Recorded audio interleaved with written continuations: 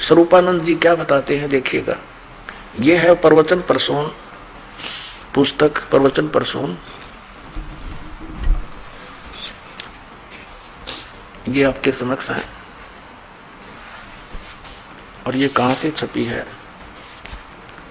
दंडी स्वामी स्वरूपानंद सरस्वती जी महाराज के प्रवचन है, श्री द्वारका शारदा पीठ से प्रकाशित है। प्रकाशक है स्वामी सदानंद सरस्वती, श्री शारदा पीठ द्वारका, जामनगर गुजरात, दूरभाषित ने। यह आपको दिखाई दिया था सारा।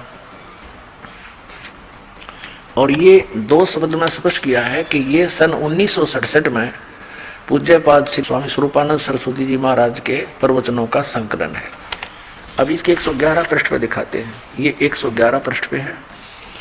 इन्होंने क्या बताया है कि प्रकृति त्रिगुणात्मिका होती है। 3 गुण हैं, सत्व, रज और तम।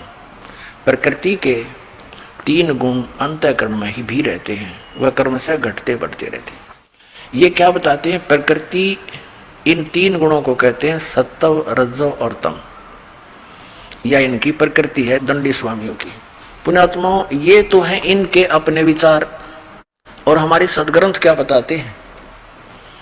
श्रीमद् भगवत गीता अध्याय नंबर 7 के और श्लोक नंबर दिखाते हैं आपको। यह है श्रीमद् भगवत गीता, इसके अनुवादक हैं जयदयाल गोविंद का। ये गीता प्रेस गोरखपुर से प्रकाशित है। इसके 7वें अध्याय का 4 और 5 श्लोक दिखाते हैं। अध्याय 7 4 और 5 में क्या कहा है कि पृथ्वी, जल, अग्नि, वायु, प्रकाश, मन, बुद्धि और अहंकार भी इस प्रकार यह 8 प्रकार से विभाजित मेरी प्रकृति है। ये मेरी अपरा यानी जड़ प्रकृति है। प्रकृति क्या बताया गीता जी में? पृथ्वी यानी 500 तत्व, मन, बुद्धि और अहंकार, ये 8 प्रकार की प्रकृति है, ना कि 3 गुण की। ये तो मेरी अपरा प्रकृति है। और फिर दूसरी जो है, इस जिसे संपूर्ण जगत धारण किया जाता है, वह मेरी जीव रूपा परा अर्थात चेतन प्रकृति। ये दुर्गा के विषय में, यह भी अष्टंगी है। और ये 8 अवयवों से मिलकर प्रकृति बनती है, ना कि रजगुण, सतगुण, तमगुण से। हमारे सदग्रंथ क्या बता रहे हैं? हमारे धर्मगुरु हमें क्या शिक्षा दे रहे हैं? अब इन शंकराचार्य से किसी ने प्रश्न किया कि श्री ब्रह्मा जी रजगुण है, श्री विष्णु जी सतगुण है और श्री शिव जी तमोगुण है, क्या आप सहमत हैं? तो ये कैसे घुमाते हैं, क्योंकि उनको ज्ञान तो है नहीं सदग्रंथों का। आर्य कहते हैं कि हम पुराणों को सत्य मानते हैं। ये क्या घुमाता है कि भगवान एक ही है और वो भगवान रजोगुण के साथ रजगुण से ब्रह्मा बन जाता है और सतोगुण को लेकर के वो विष्णु रूप धारण कर लेता है और तमोगुण को लेकर के वो शिव रूप धारण कर लेता है। वो एक ही है। अब हमारे सदग्रंथ क्या बताते हैं, ये आपके रूबरू कराते हैं। ये देखिएगा, ये मार्कंडेय पुराण है, गीता प्रेस गोरखपुर से प्रकाशित है। ये देखिएगा,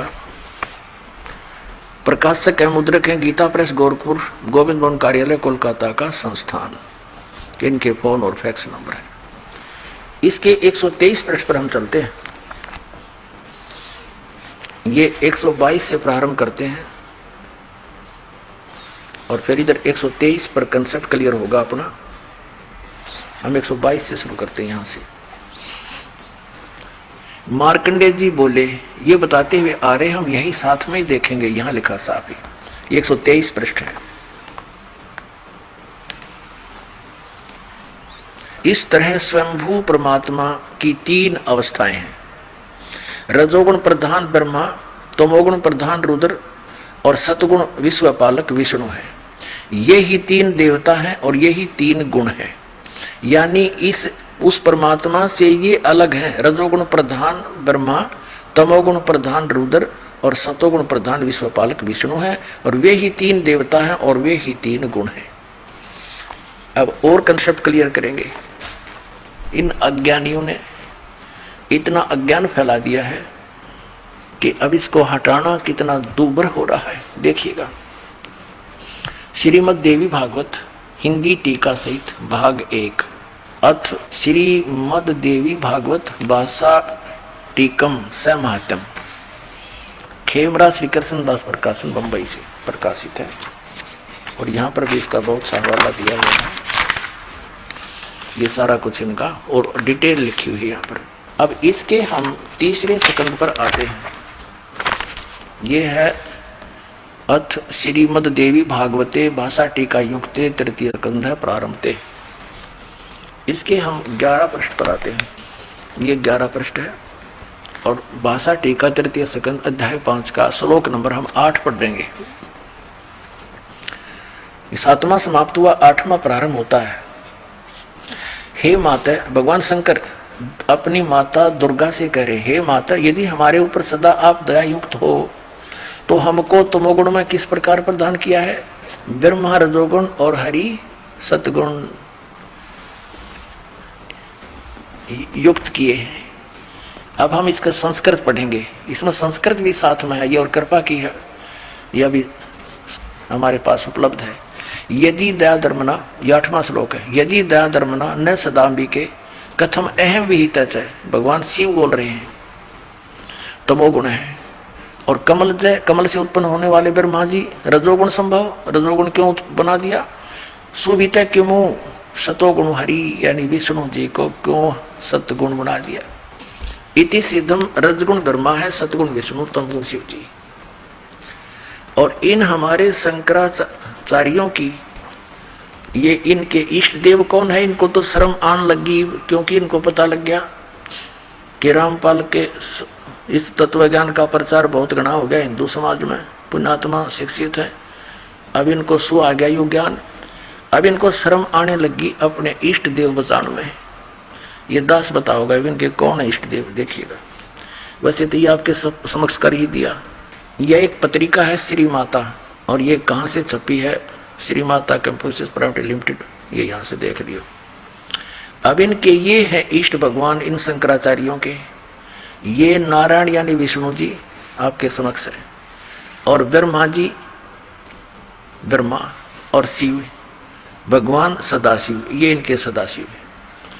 और इनके जो गुरु परंपरा कहाँ से चली है, इसमें स्पष्ट किया है कि नारायण से वशिष्ठ हुए, वशिष्ठ के शक्ति, शक्ति के पुत्र पराशर, पराशर के व्यास, व्यास के सुक यानी सुखदेव, उसके बाद ये गौड़पद, महंतम आदि गोविंद, ये अन्य इनके शिष्य। फिर यहाँ स्पष्ट किया इन्होंने कि ब्रह्मा जी के पुत्र, वैसे तो ब्रह्मा जी के पुत्र हैं भगवान, ये कौन है? वशिष्ठ जी, ब्रह्म ऋषि वशिष्ठ जी। वशिष्ठ जी के पुत्र हैं शक्ति, ये श्री शक्ति देव। और श्री शक्ति देव जी के पुत्र हैं श्री पराशर जी। पराशर के पुत्र हैं व्यास जी, भगवान वेद व्यास जी। तो ये इनके ये शंकराचार्यों के गुरु परंपरा है। और आखिर में ये गौड़ पदाचार्य, गोविंद भगवत पदाचार्य, और फिर ये हैं अब इनके मुख्य श्रीमद आदि शंकराचार्य, आदि शंकर। ये हो गया कंसेप्ट क्लियर इनके देवता कौन है। और देखिएगा आगे, ये देखिएगा ये कहाँ से छपी है। शुभ आशीर्वाद किसका है इसके ऊपर? अनंत ब्रह्मांड जननी कल्याणमयी करुणामयी श्री माता समन वंदन। ये हैं अनंत विभूषित ज्योतिष पीठाधीश्वर एवं द्वारका पीठाधीश्वर जगत गुरु शंकराचार्य स्वामी स्वरूपानंद जी महाराज। ये यहाँ से ये श्री माता, ये 97वां अंक है आषाढ़ पूर्णिमा का। और कौन से सन का, ये आपने देख ही लिया फर्स्ट पृष्ठ पे। ये 2009 का है, जुलाई 2009 का। अच्छा, इसमें आगे चलते हैं। इन्होंने स्पष्ट किया है ये प्रश्न नंबर 2 पर कि आवरण पर, आवरण माने यानी ऊपर टाइटल को पेज पर, गुरु परंपरा नारायण से आरंभ होती है और हमारे गुरु पर आकर समाप्त होती है, आदि शंकराचार्य पर। आवरण पर दिए गए चित्र नारायण से लेकर भी प्रमुख गुरु हैं, उन्हीं के हैं। आदि शंकराचार्य जी सांकर परंपरा के आदि गुरु माने जाते हैं। सभी को ज्ञात है कि उन्होंने देश के 4 दिशाओं में 4 वेदों को आधार बनाकर 4 शंकर पीठों की स्थापना की, जिस पर वर्तमान में 3 जगत गुरु शंकराचार्य विराजमान है। आवरण पर यानी मुख्य पृष्ठ पर उन सब के चित्र दिए। अच्छा, अब हम ये देखिएगा, एक पुस्तक है ज्योतिर्मय ज्योतिर्मठ, ये श्री स्वरूपानंद सरस्वती जी शंकराचार्य जी, ये देखिएगा, ये ज्योतिर्मय ज्योतिर्मठ जनवरी 2007। इसके संरक्षक हैं अनंत श्री विभूषित ज्योतिष पीठाधीश्वर एवं द्वारका पीठाधीश्वर जगत गुरु शंकराचार्य स्वामी श्री स्वरूपानंद सरस्वती जी महाराज। ये संपादक, लेखक व संकलनकर्ता विष्णुदत्त शर्मा, अध्यक्ष आध्यात्मिक उत्थान मंडल दिल्ली। ये इनके परामर्शकर्ता, प्रेरणा स्रोत सुबुदानंद ब्रह्मचारी जी। मुद्रक हैं फाइन प्रिंट एंड पैक्स। प्रकाशक हैं अखिल भारतीय आध्यात्मिक उत्थान मंडल, 1/3234 गली 2 रामनगर तिवारी, मंडोली रोड, सादरा, दिल्ली की। ये हो गए, ठीक है। अब इसमें देखना, ये है पूज्य श्री का संदेश, ये पृष्ठ नंबर 2 पर स्वरूपानंद सरस्वती जी के अपने हस्त लिखित है, इनके पैड पर, ये इनका पैड है।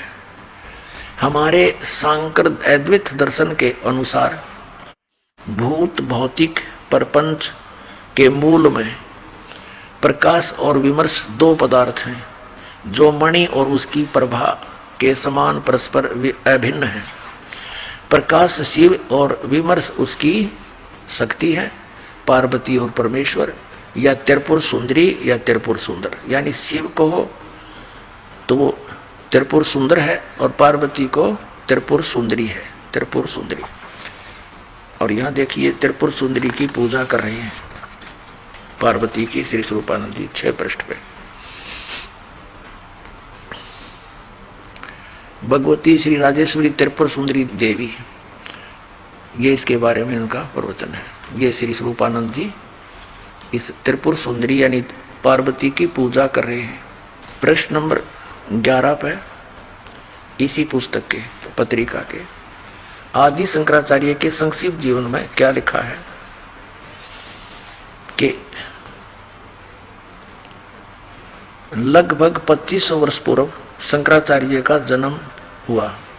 यहाँ लिखा गुरु परंपरागत मठों के अनुसार उनका आविर्भाव काल ईसा पूर्व 508 वर्ष माना जाता है। ये या शब्द गलत लिखा है इन्होंने, क्योंकि 32 वर्ष की आयु में उनकी मृत्यु हो गई थी, वो संसार छोड़कर चले गए थे। तो 508 में तो 32 कम कर दें तो 476 रह जाते हैं। तो ये दोनों उनका जन्म और मृत्यु समय इकट्ठा लिख दिया। यानी ईसा काल, ईसा से उनका आविर्भाव माने जन्म समय 508 वर्ष ईसा जी से पहले है, ये इनका ये है। और उनकी मृत्यु फिर 32 वर्ष के बाद होगी। तो ऐसे घटते हैं ये जब तक ईसा सन तक नहीं आते। तो आज सन 2012 में हम गिने तो श्री शंकराचार्य जी का जन्म आज से 2520 वर्ष पहले हुआ। ठीक हो गया। और उधर से इन्होंने लिखा है हिमालय तीर्थ नामक एक पुस्तक के पृष्ठ 42 पर के उनके शिव रहस्य नामक पुस्तक में लिखा है कि भगवान आदि शंकराचार्य का जन्म कलयुग के 3000 वर्ष बीतने के पश्चात होगा, भविष्य वर्णी थी। तो 3000 प्लस में आज 2520 मिला दें तो 5520 वर्ष आज कलयुग बीत चुका है। पुण्यात्माओं, इन तीनों गुणों की भक्ति यानी रजगुण ब्रह्मा, सतगुण विष्णु, तमगुण शिव जी, इन तीनों गुणों की भक्ति करने वालों को इस पवित्र श्रीमद् भगवद गीता में क्या संज्ञा दी गई है, इसकी एक झलक दिखाते हैं आपको। अब ये कंसेप्ट क्लियर हो गया कि रजगुण ब्रह्मा, सतगुण विष्णु, तमगुण शिव जी है। ये तो बात खत्म होगी। एक और छोटा सा दिखाते हैं। ये देखिएगा श्री शिव पुराण, ये कहाँ से प्रकाशित है, सचित्र मोटा टाइप, हनुमान प्रसाद पोदार इसके संपादक हैं, गीता प्रेस गोरखपुर से ये प्रकाशित है और मुद्रित है, वहीं से मुद्रित और प्रकाशित है। इसके 110 पृष्ठ पर आपको दिखाते हैं। इसके 110 पृष्ठ पे 9वां अध्याय है रुद्र संहिता। रुद्र संहिता का 9वां अध्याय है। इसमें लिखा है कि इस प्रकार ब्रह्मा, विष्णु तथा रुद्र इन 3 देवताओं में गुण हैं, परंतु शिव गुणातीत माने गए हैं। अब जो शंकराचार्य ये कहते हैं कि एक ही भगवान है और वही सतोगुण को लेकर के विष्णु बन जाता है, विष्णु का रूप धारण कर लेता है, वही रजोगुण को लेकर ब्रह्मा का बन जाता है, वही सतोगुण लेकर के शंकर बन जाता है। इसमें स्पष्ट किया है कि वो तो गुणातीत है और ये 3 देवता न्यारे हैं, ये इसके पुत्र हैं। जैसे एक प्रसंग ये भी आया था कि हमारे शंकराचार्य जी, हमारे धर्मगुरु कहते हैं कि हमारे श्री कृष्ण और श्री राम ये स्वयं परमात्मा हैं और ईसा तो परमात्मा का पुत्र था और मोहम्मद साहब ये पैगंबर था, रसूल था, संदेशवाहक था, भगवान नहीं थे। और हमारे स्वयं कृष्ण और विष्णु स्वयं भगवान है। अभी ये भी भगवान के पुत्र थे, तुम्हारे भगवान भी। अभी दिखाते हैं, कंसेप्ट क्लियर करते हैं। इसी शिव पुराण को आपके रूबरू करते हैं 98 पृष्ठ तक। रुद्र संहिता, ये देखिएगा, रुद्र संहिता 98 पृष्ठ पे संक्षिप्त शिव पुराण, इसके 5वें अध्याय के लास्ट से लेते हैं, आगे क्रम बन जाता है इसका। अपने पुत्र नारद की यह बात सुनकर लोक पिता में ब्रह्मा वहां इस प्रकार बोले। अध्याय 5, अब यहां देखिए, ब्रह्मा ये 6वां अध्याय हो गया रुद्र संहिता का और ये 99 पृष्ठ पे हम पढ़ रहे हैं 99। गीता प्रेस गोरखपुर से प्रकाशित है। ब्रह्मा जी ने कहा कि ब्राह्मण देव श्रोमणे, तुम सदा समस्त जगत के उपकार में लगे रहते हो। तुमने लोगों के हित की कामना से बहुत उत्तम बात पूछी है। जिसमें समस्त जगत नष्ट हो गया था, वहाँ कुछ भी नहीं था, न सूर्य दिखता था और न चंद्रमा, अन्य ग्रहों का भी कुछ पता नहीं था, उसकी भी सत्ता नहीं थी। यहाँ देखते उस समय सत तत्सद ब्रह्म, इस वृत्ति में जो सत सुना जाता है एकमात्र वही शेष था। अच्छा आगे देखिए 100 पृष्ठ पे, जिस पर ब्रह्म के विषय में ज्ञान और अज्ञान से पूर्ण उक्तियों द्वारा इस प्रकार विकल्प किए जाते हैं, उसने कुछ काल के बाद द्वितीय की इच्छा प्रकट की। उसके भीतर एक से अनेक होने के संकल्प उदित हुआ। तब उस निराकार परमात्मा ने अपनी लीला शक्ति से अपने लिए मूर्ति की कल्पना की। जो मूर्ति रहित परम ब्रह्म है, उसकी मूर्ति ये भगवान सदाशिव है, यानी भगवान सदाशिव वही इनका परम ब्रह्म परमात्मा है। अर्वाचीन और प्राचीन विद्वान उन्हीं को ईश्वर कहते हैं। उस समय एकाकी रहकर स्वेच्छानुसार विहार करने वाले उस सदाशिव ने अपने विग्रह से स्वयं ही एक स्वरूप भूता शक्ति की सृष्टि की, जो उनके अपने श्री अंग से कभी अलग होने वाली नहीं थी। उस पराशक्ति को प्रधान प्रकृति गुणवती माया बुद्धि तत्व की जननी विकार रहित बताया गया है। वह शक्ति अंबिका कही गई है। उसी को प्रकृति, देखो ये अंबिका तो श्री विष्णु, इस सदाशिव यानी इसको हम काल कहते हैं, ये काल है जिसने गीता का ज्ञान बोला। ये ब्रह्मा विष्णु महेश का पिता है। इसके शरीर, इसने इस दुर्गा को खा लिया था, इसके पेट से परमात्मा निकाली थी। तो ब्रह्मा जी इस पुराण का वक्ता है, इस प्रसंग का, तो वो सच्ची अच्छी तरह समझ नहीं सका। फिर भी उसने क्या कहा है कि उन सदाशिव ने अपने विग्रह माने शरीर से स्वयं ही एक स्वरूप भूता शक्ति की सृष्टि की, जो उनके अपने श्रीअंग से कभी अलग होने वाली नहीं थी। वो जो उसके शरीर से निकली शिव जी के, वो सदाशिव यानी काल के, वो कौन थी? वह शक्ति अंबिका कही गई है। उसी को प्रकृति सर्वेश्वरी और त्रिदेव जननी ब्रह्मा विष्णु महेश की उत्पन्न करने वाली नित्ता और मूल कारण भी कहते हैं। सदाशिव द्वारा प्रकट की गई उस शक्ति के 8 भुजाएं हैं। क्लियर हो गया कि दुर्गा को प्रकृति भी कहते हैं। ये तीनों देवताओं की माता है, उत्पत्ति करने वाली है। उसकी 8 भुजाएं, नाना प्रकार के आभूषण उसके श्रीअंग की शोभा बढ़ाते हैं। वह देवी नाना प्रकार की गतियों से संपन्न है और अनेक प्रकार के अस्त्र शस्त्र धारण करती है। एकाएकिनी होकर भी वह माया संयोग वसात अनेक हो जाती है। वे जो सदाशिव हैं उन्हें परम पुरुष ईश्वर, शिव, शंभु और महेश्वर कहते हैं। अब हम 101 पृष्ठ पर पढ़ रहे हैं रुद्र संहिता का ये 6वां अध्याय। वे अपने सारे अंगों पर, अब सदाशिव के बारे में बता रहे हो कौन है, वे अपने सारे अंगों पर भस्म रमाए रहते हैं उन काल रूपी ब्रह्म ने। ओहो, इसको काल रूपी ब्रह्म कहो, सदाशिव कहो, वो काल रूपी ब्रह्म ने एक इसमें शक्ति के साथ नाथ नहीं है, शिवलोक नामक अक्षेत्र का निर्माण किया था। उस उत्तम का अक्षेत्र को काशी कहते हैं, यानी ब्रह्मांड के सबसे ऊपर है ये। वह परम निर्वाण व मोक्ष का स्थान है जो सबके ऊपर विराजमान है। वे प्रिय और प्रियतम शक्ति और शिव, यानी ये शक्ति दुर्गा, शिव ये काल, वे परमानंद स्वरूप हैं। उस मनोरम अक्षेत्र में नित्य निवास करते हैं और मुने शिव और शिवाने, यानी दुर्गा और इस काल रूपी ब्रह्म ने प्रलय काल में भी कभी उस अक्षेत्र को अपने सानिध्य से मुक्त नहीं किया। देव से ब्रह्मा अपने पुत्र नारद को बता रहा है, एक समय उस आनंद वन में रमण करते हुए शिवा और शिव के मन में यह इच्छा हुई कि किसी दूसरे पुरुष की सृष्टि करनी चाहिए, अर्थात कोई बच्चा उत्पन्न करना चाहिए, संतान, जिस पर यह सृष्टि संचालन का महान भार रखकर हम दोनों केवल काशी में रहकर इच्छा अनुसार विचरें और निर्वाण धारण करें। ऐसा निश्चय करके शक्ति सहित सर्वव्यापी परमेश्वर शिव ने अपने वाम भाग के 10वें अंग पर अमृत मल दिया। शक्ति सहित दुर्गा के साथ सृष्टि कर्म किया, पति पत्नी व्यवहार। फिर तो वहां से एक पुरुष प्रकट हुआ। उसका नाम क्या रखा उस बालक का, ये आपने 101 पर पढ़ा, 101 पर पढ़ा। अब 102 पढ़ाते हैं। 102 पर आप देखोगे, यहां देखिएगा। उस सतकाल भगवान ने कहा, सदाशिव ने, वत्स, व्यापक होने के कारण तुम्हारा विष्णु नाम विख्यात हुआ। अब यहां देखो, बिल्कुल इसके सामने ये 6वां अध्याय समाप्त हुआ। अब 7वां प्रारंभ होता है, ये रुद्र संहिता। ब्रह्मा जी कहते हैं देव से अपने पुत्र नारद को बता रहे ब्रह्मा जी, तत्पश्चात कल्याणकारी परमेश्वर सांब सदाशिव ने पूर्ववत प्रयत्न करके, यानी उस दुर्गा के साथ पति पत्नी व्यवहार करके अपने दाहिने अंग से मुझे उत्पन्न किया।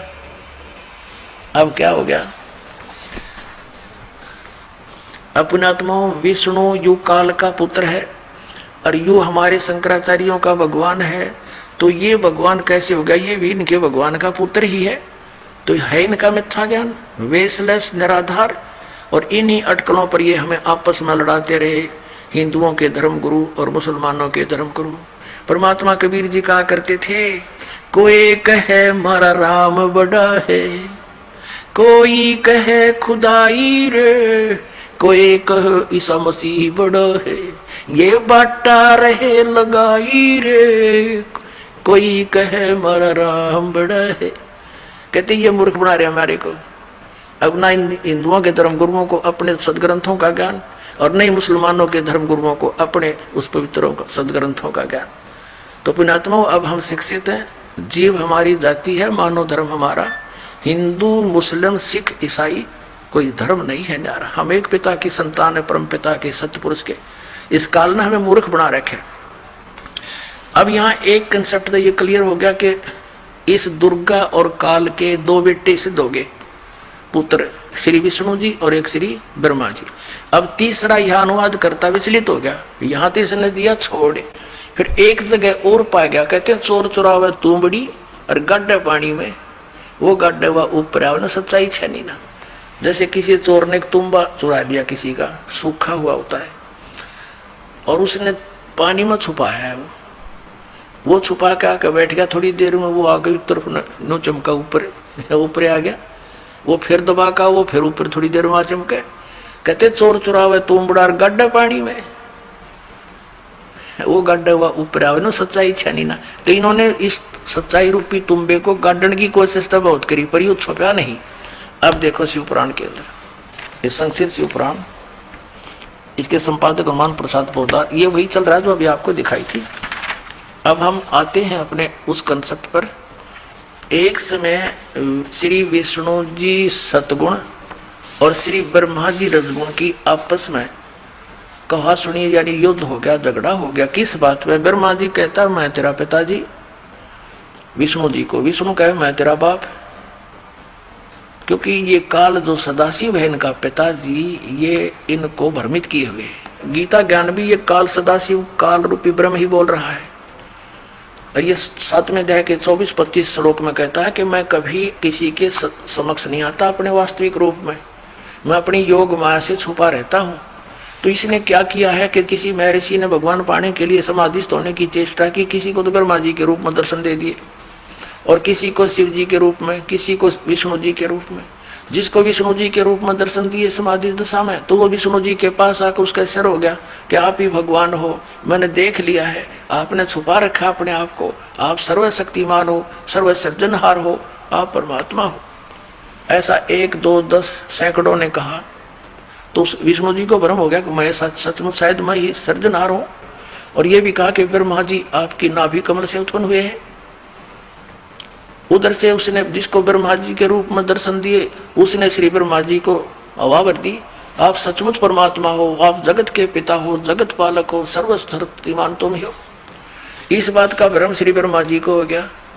फिर किसी ने शंकर जी के रूप में देख लिए, तो उसने शंकर जी की महिमा गा दी कि भगवान शिव स्वयं पूर्ण परमात्मा है, अजर व अमर है, मृत्युंजय है, कालज्ञ है, ये सर्वशक्तिमान है। तो ऐसे इसने इन सबको भ्रमित कर दिया। अब जैसा ये इसने प्रतिज्ञा कर रखी कि मैं कभी किसी के समक्ष अपने वास्तविक रूप में नहीं आऊंगा, क्योंकि श्रीमद् भगवत गीता का ज्ञान देते समय इसने जो विराट रूप दिखाया, तो अर्जुन को कहा था ये है मेरा विराट रूप। 11वें अध्याय के 32वें श्लोक में कहा कि मैं काल हूँ और इन सब को नाश करने के लिए प्रवृत्त हुआ हूँ, अब आया हूँ। तो 11वें अध्याय के 47 और 48 श्लोक में स्पष्ट किया है कि ये मेरा जो रूप तूने देखा, ये मेरा रूप है वास्तविक इस काल का। और कहता है मेरी प्राप्ति यानी रूप के दर्शन, भगवान प्राप्ति ना वेदों वर्णित विधि से, ना गीता, न किसी तप से, ना जप से और ना किसी क्रिया से, किसी को नहीं हो सकते तेरे अतिरिक्त। ना पहले किसी ने देखा, ना आगे कोई देख सकता। आगे फिर क्या कहा कि चतुर्भुज, वो अपने चतुर्भुज रूप में आगे श्री विष्णु रूप दिखा दिया। ये कुछ भी रूप बना सकता है ये काल। तो फिर कहा कि चतुर्भुज रूप के दर्शन भी किसी वेदों वर्णित विधि से, ना जप से, ना तप से, किसी क्रिया से नहीं हो सकते, ये मेरी कृपा से ही किसी को हो सकते। तो ऐसे ये किसी को ब्रह्मा जी के रूप में दर्शन दे दे, कभी किसी को विष्णु जी के रूप में दर्शन दे देता है, किसी को शिव रूप में दर्शन दे देता है, ऐसा ही। तो इन दोनों को भ्रम हो गया। ब्रह्मा जी ने सोच लिया I am God, Vishnu ji ने सोच लिया मैं ही परमात्मा हूँ, करता हूँ। इन दोनों का रोड़ा हो गया, झगड़ा हो गया। इन दोनों का युद्ध समाप्त करने के लिए इनके पिता ने, इस सदा शिव काल ने, काल रूपी ब्रह्म ने इनके बीच में एक तेजों में पिलर स्तंभ गाड़ दिया। ये युद्ध तब भूल गए, उसका ऊपर नीचे खोजने लग गए। फिर ये स्वयं अपने पुत्र शिव का रूप धारण करके खड़ा हो गया आके। ये ऐसे आता है, अपने वास्तविक रूप में कभी प्रकट नहीं होता। इसने प्रतिज्ञा कर रखी है गीता जी के 7वें अध्याय के 24 और 25 में कि ये मूर्ख जन समुदाय मुझे कृष्ण मान रहा होगा। मुझ अव्यक्तम व्यक्तिम आपना मनन्ते, मुझ अव्यक्त को मुझे कृष्ण रूप में व्यक्ति आया मान रहे होंगे। आई एम नॉट कृष्ण, मैं अपनी योग माया से छुपा रहता हूँ, मैं कभी किसी के समक्ष नहीं होता। ये मेरा अटल अनुतम अवय, यानी अवय माने अविनाशी नियम है, विधान है, घटिया नियम है। क्योंकि जो पिता अपने पुत्रों से छुप रहा हो घटिया है, कभी सामने नहीं आता, उसमें दोष है कोई ना कोई। क्योंकि ये 1 लाख मानव शरीरधारियों को नित खाता है, इस कारण से छुप के रहता है। अब यहाँ प्रसंग चल रहा है कि ब्रह्मा विष्णु महेश और शिव इनका पिता है ये सदा काल रूपी ब्रह्म। अब देखियो, तो इन दोनों के बीच में स्वयं आकर के इनको ज्ञान देने लगा। फिर देखिए, ये है पृष्ठ 24 पे, ये ब्रह्मा विष्णु महेश के युद्ध हो रहा था। इनके बीच में यो पिलर स्तंभ, यो लिंग खड़ा कर दिया तेजों में। अब 25 पर हम पढ़ेंगे। तो इन्होंने दोनों ने, ब्रह्मा जी और विष्णु जी ने आपस में इनसे कुछ प्रश्न किए इस काल रूपी ब्रह्म से। ब्रह्मा और विष्णु ने पूछा, प्रभु सृष्टि आदि 5 कर्तव्य के लक्षण क्या है, ये हम दोनों को बताइए। भगवान शिव बोले, फिर वो बताने लग गया। अब हम अपने मतलब की बात पढ़ेंगे। अब 26 पे आ जाते हैं।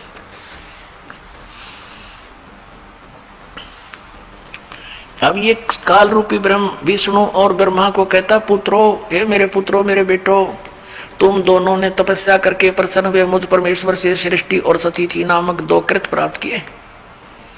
ये दोनों तुम्हें बहुत प्रिय है। इसी प्रकार मेरी विभूति स्वरूप रुद्र और महेश्वर ने, ये मैं नहीं है, दो उत्तम अन्य कृत संहार और तिरोभाव प्राप्त मुझसे प्राप्त किए, परंतु अनुग्रह नामक कृत दूसरा कोई प्राप्त नहीं कर सकता। अब देखो, ये दो पुत्र तो विष्णु और ब्रह्मा हो गए, रुद्र और महेश्वर ये न्यारे हो गए। ब्रह्मा और विष्णु ने तो सृष्टि और सतीथि नामक दो जॉब दे रखी है, इसने दो विभाग दे दिए, और रुद्र और महेश्वर ये चार, इनसे अलग है ये वक्ता, ये इनका पिता है। अब हम यहाँ इतना स्पष्ट करना चाहते हैं। अब यहाँ इसने इनको ये भी कहा कि तुम भगवान नहीं हो, तुम भगवान नहीं हो। देखिए, ये तो केवल हिंदी वाली, देखिए अपने गीता प्रेस गोरखपुर से प्रकाशित पवित्र शिव पुराण। अब जिसमें संस्कृत भी विद्यमान है वो आपके रूबरू कराते हैं पवित्र शिव पुराण। ये क्या बताते हैं? शिव महापुराण हिंदी टीका सहित भाग 1, श्री शिव महापुराण, विधि अवरिधि पंडित ज्वाला प्रसाद जी मिस्र कृत हिंदी टीका सहित, खेमरा श्री कृष्णदास प्रकाशन बम्बई, ये यहाँ मुंबई यहाँ से छपी। और वो डिटेल लिखी यहाँ पर खेमचंद कृष्णदास की, ये सारी डिटेल इस पर, ये कहाँ से मुद्रिक प्रकाशक ये हैं इनके। अब इसके हम आते हैं ये 11 पृष्ठ पे विद्वेश्वर संहिता, वो भी विद्वेश्वर संहिता हमने पढ़ी 11 पे, विद्वेश्वर संहिता भाग 1 अध्याय 6 का। यहाँ पर नंदी केश्वर बोले, हे योगिंद्र, आगे एक समय विष्णु भगवान शेष सैया पर अपने गरुड़ आदि पार्षदों से युक्त लक्ष्मी सहित शयन करते थे, विश्राम कर रहे थे, सो थे। उस समय ब्रह्म ज्ञानियों में श्रेष्ठ ब्रह्मा जी अपनी इच्छा से वहां आ गए। सब प्रकार सुंदर सेज पर शयन करते हुए कमल लोचन विष्णु जी से पूछने लगे। ये ब्रह्म ज्ञानियों में श्रेष्ठ है, ब्रह्मा जी बताया इन्होंने। तुम कौन हो? विष्णु जी से पूछ रहे तुम कौन हो? मुझे देखकर अभिमानी पुरुष के समान शयन करते हो। हे वत्स, हे बेटा उठो, देखो मैं तुम्हारा स्वामी आया हूं। ब्रह्मा जी कह रहे विष्णु जी को, आए हुए गुरु को देख जो अभिमान करता है उस द्रोही मूड का प्रायश्चित होना उचित है। यह सुनकर विष्णु के अंतर में छो उठा, क्रोध हुआ, परंतु बाहर से शांत रहे और बोले, बेटा वत्स, तुम्हारा मंगल हो, बैठो, इस आसन पर विराजो। इस समय तुम्हारा नेत्र कुटीर और मुख वक्र क्यों हो गया, यानी बांगा मुंह क्यों कर रहा है तू? ब्रह्मा जी बोले, हे वत्स विष्णु, हे बेटा विष्णु, तुमको समय के प्रभाव से अभिमान है। हे पुत्र, मैं तुम्हारा रक्षक और जगत का पितामह हूँ। विष्णु जी बोले, ये सब जगत मुझ में स्थित है, तुम चोर के समान किस प्रकार अपना कहते हो? तुम मेरी नाभि कमल से उत्पन्न हुए हो, इससे मेरे पुत्र हो, मुझे पुत्र कहना व्यर्था है। नंदीकेश्वर बोले, इस प्रकार ब्रह्मा और विष्णु दोनों ही रजोगुण से मुक्त होकर विवाद करने लगे। मैं श्रेष्ठ हूं, मैं स्वामी हूं, ऐसा कहकर एक दूसरे को मारने की इच्छा से युद्ध करने में उत्सुक हुए। तब संपूर्ण देवता विमानों में बैठकर उस महा अद्भुत युद्ध को देखने चले आए और आकाश में उनके ऊपर फूल बरसाने लगे। वाहे देवताओं, वे भगवान, ये हमारे देवता, ये ब्रह्मा विष्णु तो कटकर मरण हो रहे हैं और ये फूल बरसाओं के शाबाश, कर दो काम। अरे देवताओं के काम है ये, देवताओं के ये लक्षण होते हैं। दो भाई लड़ रहे हो, बीच बिचाड़ा करवावे, छुटवावे उनको, उनका कंप्रोमाइज करवावे। और हमारे देव जी, ये देवता हमारे फूल बरसाने के शाबाश, मरो लड़के। अब हम अपने प्रसंग पर आते हैं कि फिर ये जब आपस में झगड़ रहे थे, इनके बीच में इसने सदम खड़ा कर दिया, ये स्वयं आ गया। फिर ये क्या कहता है इनका बाप पिताजी, काल सदा ब्रह्म रूपी काल।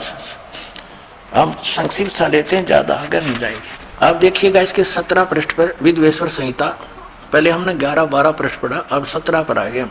विद्वेश्वर संहिता भाग 1 अध्याय 9 है ये।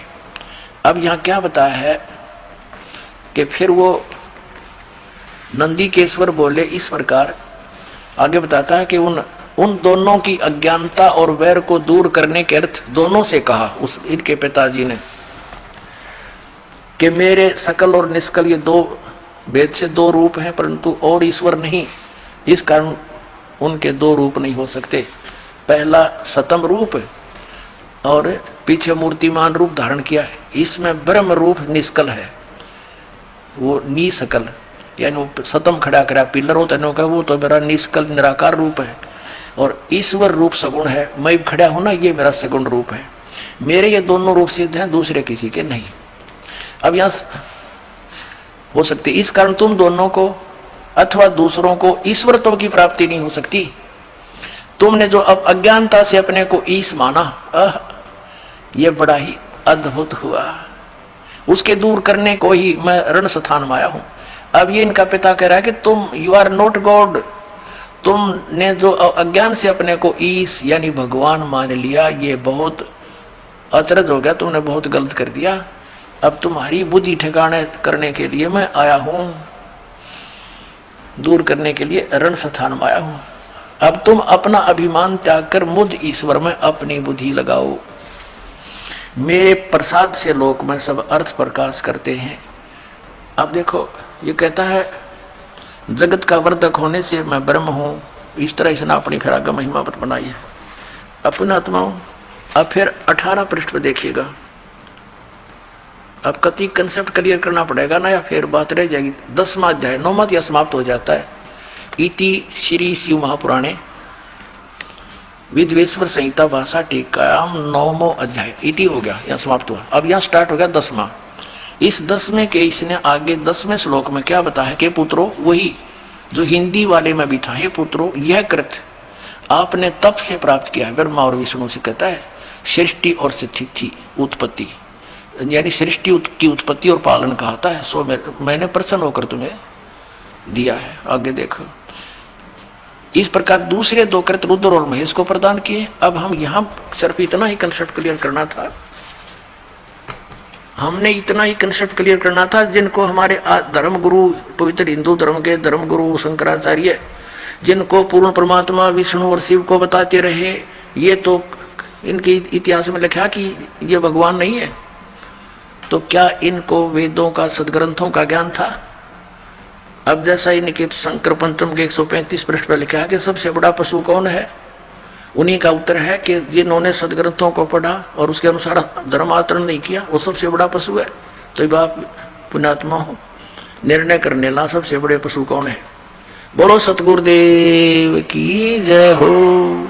परम पिता परमात्मा पूर्ण ब्रह्म सर्व सृष्टि रचनहार सर्व उत्पादक, ये परमात्मा कौन है, कहाँ रहते हैं, उनकी क्या स्थिति है, वे साकार हैं या निराकार हैं, वे परमात्मा हमें क्या लाभ दे सकते हैं, यह जानकारी पुण्यात्माओं सत्संग से होती है। और जिन पुण्यात्माओं को सत्संग उपलब्ध होता है, धन्य है उनके माता पिता जिनसे जन्म हुआ, क्योंकि सत्संग में आए बिना प्राणी को अपने मनुष्य जीवन के लक्ष्य का ज्ञान नहीं होता। हमने सत्संग सुनने से पहले जो उद्देश्य मान रखा होता है वो भौतिक होता है।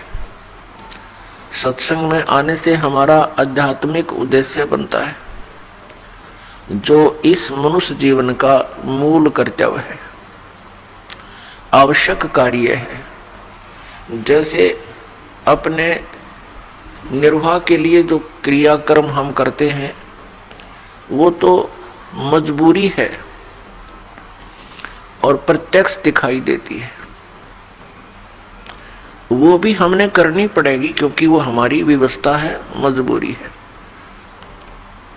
यदि हम इस शरीर के अंदर कुछ भोजन फीड नहीं करेंगे तो ये काम करना छोड़ देगा।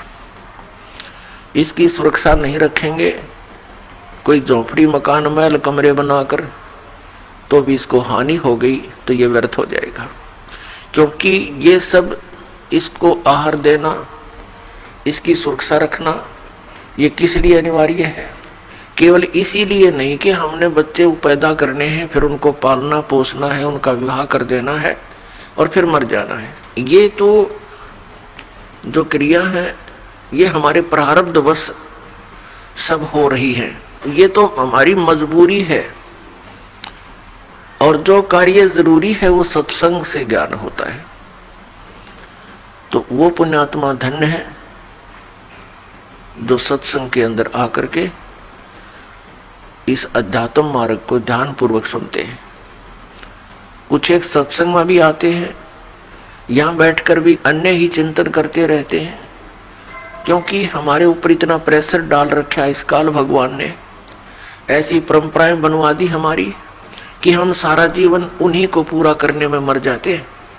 जैसे बड़ी बड़ी कोठियां बनाना, विवाह के अंदर एक विशेष ड्रामा करना, एक से बढ़कर एक दान लेना और देना हमने एक परम कर्तव्य मान लिया, एक शोभा मान ली जो हमारी शत्रु है।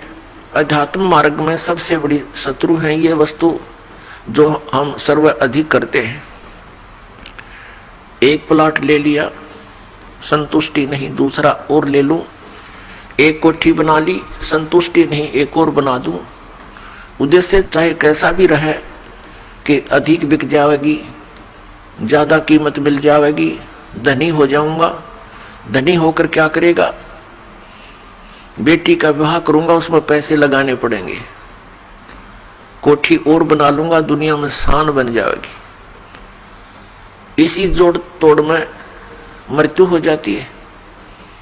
ना वह कोठी काम आई, ना ही वो चिंतन काम आया, फिर कुत्ता बनकर वहीं पर सैर सपट्टे कर रहा है उस कोठी के आसपास, उसमें कोई घुसने नहीं देगा। फिर तो पुण्यात्माओं, सत्संग में आने से प्राणी को ज्ञान होता है कि हम क्या कर रहे हैं, हमने करना क्या चाहिए था। तो फिर हमारी दिशा बदल जाएगी, और दिशा बदलने के बाद फिर हम उस क्रिया को करेंगे जो मनुष्य जीवन की आवश्यक है। इसके साथ साथ जो निर्वाह के लिए कर्म है वो भी करेंगे, ये अनिवार्य है। वो हमारा एक आवश्यकता है हमारी उसकी शरीर निर्वाह के लिए, तो उसको भी हम मिनिमाइज करेंगे, तभी हम भक्ति कर पाएंगे। बच्चों का विवाह भगवान ने करके भेजा होता है, ये आपकी भूल है कि हम ही उसका संयोग जोड़ते हैं। एक पुत्री के वर्ड खोजने के लिए 3-3, 4-4 वर्ष भटकता रहता है व्यक्ति, और जब समय आता है परमात्मा अपने आप संयोग जोड़ देता है।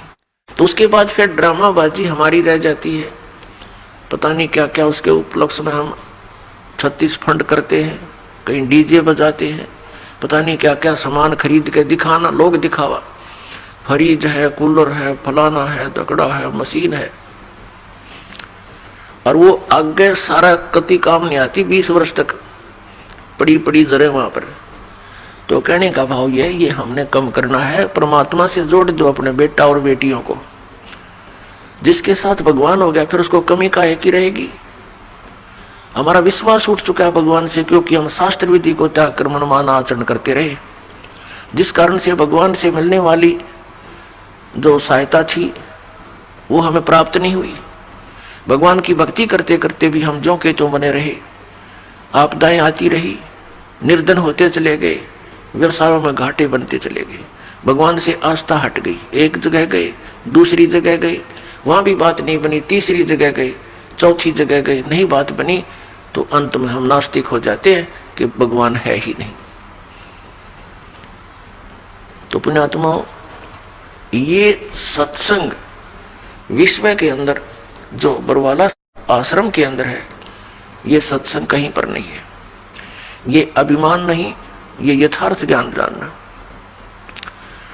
क्योंकि ये वो ज्ञान है जो परमात्मा ने स्वयं आकर बोला है, जिसको सूक्ष्म वेद कहा है, जो 5वां वेद है। इस 5वें वेद के अंदर ये ऑल इन वन है। ये 5वां वेद जो है ये ऑल इन वन है, और उसी के सहयोगी ग्रंथ जो हैं, इस 5वें वेद के सहयोगी ग्रंथ हैं, वो उन महापुरुषों की अमर वाणी जिनको भगवान मिले। पुण्यात्माओं, हम अध्यात्म मार्ग के यदि भूत के विषय में विचार करें कि इन ऋषियों ने कितने कठिन प्रयत्न किए, हजारों वर्षों तक इनके इतिहास बताते हैं, इन्होंने साधनाएं की,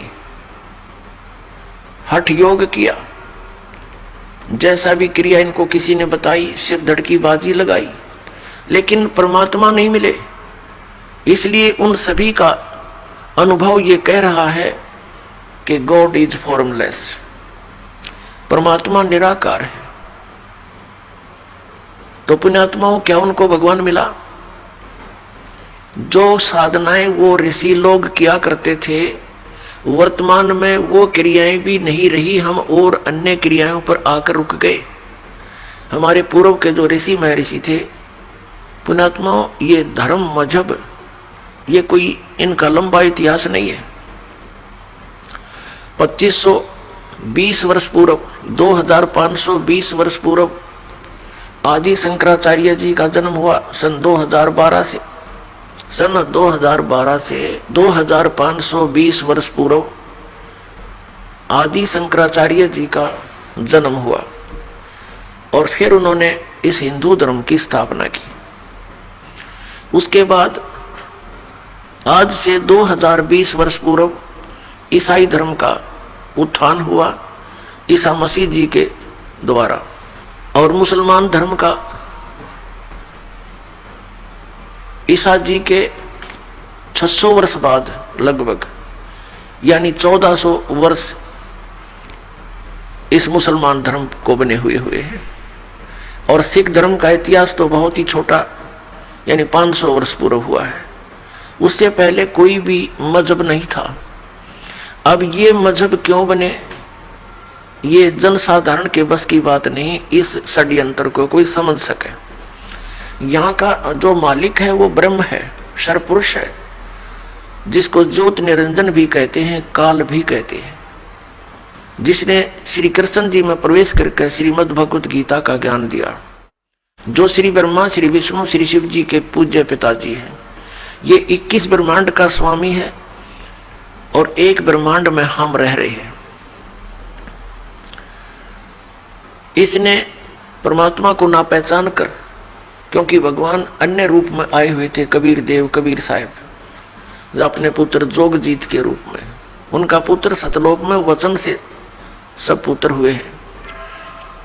तो इसने पहले तो उनके साथ युद्ध की सोची, परमात्मा की सामर्थ्य के सामने उसके कुछ बसाई नहीं। फिर उसके पश्चात देखा उसने कि जोगजीत बहुत प्रबल शक्ति युक्त है, पैर पकड़ लिए, हाथ जोड़ लिए और इस लोक में आने का कारण पूछा, क्योंकि ये 21 ब्रह्मांड परमात्मा के मूल स्थान से 16 शंख कोश की दूरी पर है। एक शंख नील पद्म शंख होता है, ये ऐसी गिनती है। तो जब इस काल भगवान ने, जो यहाँ का स्वामी है, जिसने ये मजहब बना दिए ईब कलयुग में, तब उसने पूछा कि आप जोगजीत बड़े भाई, क्योंकि ये काल भी उस परमेश्वर का ही पुत्र है, ये बागी हो गया, इसने वहाँ बहुत बकवाद कर दी, जिस कारण से इसको निष्कासित कर दिया। और हम अपनी नालायकी के कारण अपने पिता से आस्था हटाकर इसके ऊपर आसक्त हो गए। तो जहाँ आशा तहाँ बासा हुई, हम इसके साथ भगवान ने भेजने पड़ गए, हम अपनी इच्छा से यहाँ आ गए। जबकि परम पिता ने यहाँ होने वाले कष्टों से हमें आगाह भी करा दिया था, लेकिन हम माने नहीं, आसक्त हो गए थे, जिस कारण से हम यहाँ फंस गए। तो जब हम यहाँ बहुत दुखी हुए, क्योंकि हम उस परम पिता कबीर भगवान के परम अक्षर ब्रह्म के पुत्र हैं। सभी चींटी से लेकर हाथी तक जितने भी स्त्री या पुरुष है, मनुष्य जीवन है, मानव है, ये सभी उस परमात्मा की आत्माएं हैं। हम सतलोक में रहा करते थे, वह हमारा जन्म और मृत्यु नहीं होता था। और वही बात आज भी हमें खटकती है। हम यहाँ कितने ही कष्ट उठा रहे हैं, नो प्रॉब्लम, लेकिन हम मरते हैं, ये भारी प्रॉब्लम। हम वृद्ध होते हैं, ये सबसे बड़ा बुरा लगता है हमें। क्यों लगता है? क्योंकि हम वहाँ रहा करते थे जहाँ ये दोनों नहीं थे, ना वृद्धावस्था थी और ना ही ये मृत्यु थी। अब देखो, हम मुश्किल से तो एक मकान बनावे, फिर परिवार हुए, उसमें मोह ममता कितने प्यार से हम रहते हैं, फिर एकदम मृत्यु हो जाती है। बताइए, कोई बात हुई? ये को रहने का स्थान है। आंखें बंद कर रखी हमारी इस काल ने, क्योंकि हम इससे आगे सोच नहीं सकते, ऐसी बुद्धि बांध दी हमारी। तो इस ज्ञान को देने के लिए परमात्मा स्वयं आते हैं। जब हम यहाँ दुखी देखे उस परमात्मा, क्योंकि जिसके बच्चे बेटा बेटी दुखी हो जाते हैं वो माता पिता चैन से नहीं रह सकते। पार ना बसावे वो अलग बात है, लेकिन रो तो सकते ही हैं।